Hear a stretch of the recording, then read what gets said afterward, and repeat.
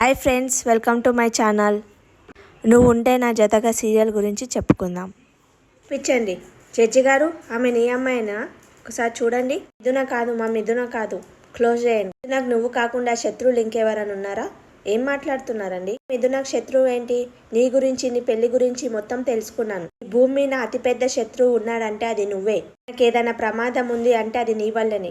Madam, మీరు పొరపాటు పడుతున్నారు. మిథున క్షేమంగా ఉండాలని నేను కోరుకుంటాను, కానీ ఇలా నాకు ఏదైనా ప్రమాదం కలిపెడితే నా ప్రాణం అడ్డేసి తనని కాపాడుకుంటాను మేడం. అంతే కానీ మీరు అనుకున్నట్లు నా వల్ల మిథునకు ఎలాంటి ప్రమాదం ఉండదు మేడం. మిథున మిస్సింగ్ కేసు గురించి అన్ని నీ వైపే చూపిస్తున్నాయి.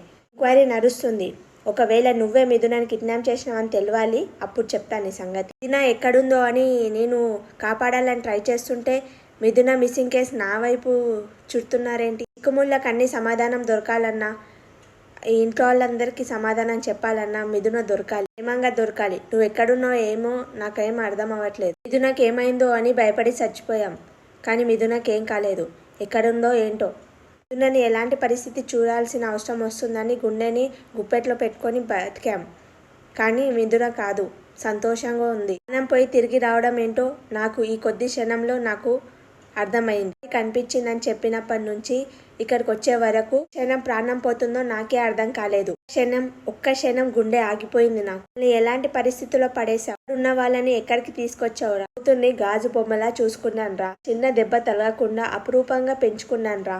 నువ్వు తనని ప్రాణాలు తీసుకునే పరిస్థితికి తీసుకొచ్చావు కదా.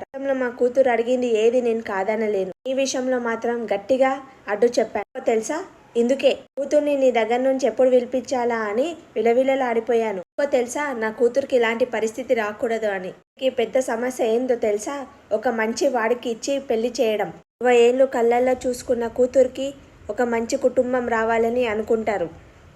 ఇంట్లో కన్నీళ్లు రాకూడదు అని ప్రతి తండ్రి కోరుకుంటాడు. అందుకోసమని 100 సంబంధాలు చూస్తాడు. ఎంక్వైరీలు చేసి కూతుర్ని చేతిలో పెడతారు. కానీ నిన్ను ఏం చూసి నీ చేతిలో పెట్టమంటావురా? ఒక రౌడీవి. నీ ప్రాణాలు ఎప్పుడు పోతావో నీకే తెలియదు. నా కూతురు జీవితం బాగుంటుందని నేను ఎలా అనుకోగలనురా? కూతురు ప్రతి నిర్ణయం తీసుకున్నది రైటే, కానీ నీ విషయంలో నిర్ణయం తీసుకుంది తప్పు. ఇలా డిసిజన్ తీసుకోవడానికి తడబడింది, కానీ నువ్వు నా కూతురికి ఏ విధంగా సరైనవిరా? నీలో అలాంటి లక్షణం ఒకటన్నా ఉందా చెప్పు. తను నా కూతురు అయింటే నాది ఏంటిరా పరిస్థితి ఏంటి? కూతురు ప్రాణాలతో ఉందో లేదో తెలియదు, బతుకుందో చచ్చిందో తెలీదు. నువ్వు తాళి కట్టిన పాపానికి మేం శిక్ష అనుభవిస్తున్నాం రా. మనిషి జీవితంలో ముగింపు మంజిలి. ఎంతో మంది జీవితాలు కాలిపోయి చోట్లు కూర్చున్నావేమయ్యా. ప్రస్తుతం నేను బతుకున్న శవాన్ని, కనిపించని బాధని, కనిపించని కన్నీళ్ళని మోస్తున్నా. మాటలు వింటుంటే శివయ్య విషయాన్ని ఎలా దాచుకున్నాడో నువ్వు అలా నీ బాధని దాచుకున్నావని అనిపిస్తుంది. నీకెవరైనా బాధ పెట్టారా? లేదు, నేనే ఒక అమ్మాయికి గహనంలా పట్టాకి, తను కన్న వాళ్ళకి బాధనిచ్చాను. ఏందో చెప్తావా బాబు? చెప్పుకోవాలి, ఎవరికొకరికి నా బాధ చెప్పుకోవాలి. క్షణం వెక్కిరిస్తున్న నా తప్పుని చెప్పుకోవాలి. బాధను ఎప్పుడు దోషిలాగానే చూస్తారు తప్ప నా బాధను ఎప్పుడు వినిపించుకునే వాళ్ళు ఎవ్వరు లేరు. సిద్ధంగా ఉన్న ఈ శ్మశానికి నా బాధ చెప్పుకుందామని వచ్చాను. అది ఎంత పాపమో మనకు ఆ క్షణం కూడా అర్థం కాదు. చేసిన పాపం నాకు అర్థం కాలేదు, కానీ ఈరోజు నాకు అర్థం అవుతుంది. నా యుద్ధంలో గెలవడం కానీ ఓడడం కానీ ఉంటుంది, కానీ నేను తనని శిక్షించాను. ముయ్యడం కోసం తన మెడలో తాళి కట్టి తనని శిక్షించాను. జీవితానికి 100 ఏళ్ల శిక్ష వేశాను. రోజు నేను కట్టిన తాళి వల్ల కుటుంబం అంతా రోడ్డు మీద నిలబడి తండ్రి ఏడుస్తుంటే నేను తట్టుకోలేకపోతున్నాను. దేవుడు శిక్ష వేస్తాడులే బాబు. ఏం శిక్ష వేస్తాడో ఏమో. నేను క్షమించడాన్ని తప్పు చేశాను అన్న ఆవేశంలో తాళి కట్టాను తప్ప కూతురే ప్రాణం అనుకుంటున్న కోసం తల్లడిలే తల్లి ఉంటుందని నాకు ఆ నిమిషం తెలీదు. గుర్తుకు రాలేదు నాన్న. నా కోపం ఇంతమందికి కన్నీళ్ళు అవుతుందని నేను అనుకోలేదు. చేశాను నాన్న, తప్పు చేశాను. జరగాల్సిన చోట్ల ఇలా సైలెంట్గా ఉండడం నాకు నచ్చట్లేదు. నా కడుపు మండిపోతుంది. ఎలా అయినా రక్తపాతం చేయాలి, ఎలా అయినా గొడవ పెట్టాలి, అప్పుడే నా కడుపు మంట తగ్గుతుంది. ఎలా చేయాలి? నువ్వు పేరుకే పెద్ద మనిషివి, కానీ 2 కుటుంబాలను కలిపే బాధ్యత నువ్వు తీసుకున్నావా? ఏంటని నిరాశ? కుటుంబంలో కూర్చొని భోజనం చేస్తే మనసులు కలుస్తాయి, అలానే మాటలు కలుస్తాయి.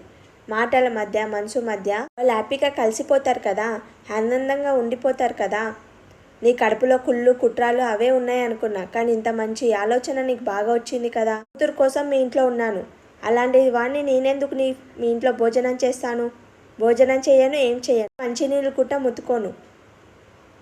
బాబు, మీరు మా మీద దేశంగా ఉన్నా, కోపంగా ఉన్నా కానీ అన్నం పైన చూయించకండి. ఖాళీ కడుపుతో ఉండకండి. మా ఇంటికి వచ్చి ఇట్లా పస్తుని ఉండడం నాకు నచ్చదు. మీలాంటి దుర్మార్గులు పెట్టిన భోజనం మాకు అక్కర్లేదు. మా కూతుర్ని చంపాలని మీరు చూశారు, మాకు అవసరం లేదు. జడ్జి గారు, మీకు మిథున నీకెంతనో మాకిట అంతే. మీ కూతుర్లాకైతే మాకిట కూతురు లాంటిదే. దాని గురించి మీరు ఎంత బాధపడుతున్నారో మేము గిట అంతే బాధపడుతున్నాం, అంతకన్నా ఎక్కువనే బాధపడుతున్నాం. ఆపవయ్యని ఏదో నాటకాలు. అందరూ కలిసి ఏదో చేయాలని మా కూతుర్ని కిడ్నాప్ చేసి దాచిపెట్టారు అనుకుంటున్నారా? మీ నాటకాలన్నీ ఆపేసేయండి. మా అబ్బాయి ఒకటే ఒక తప్పు చేశాడు, మీ అమ్మాయి మెడలో తాళి కట్టడం. దాని తర్వాత ఎలాంటి తప్పు చేయలేడు.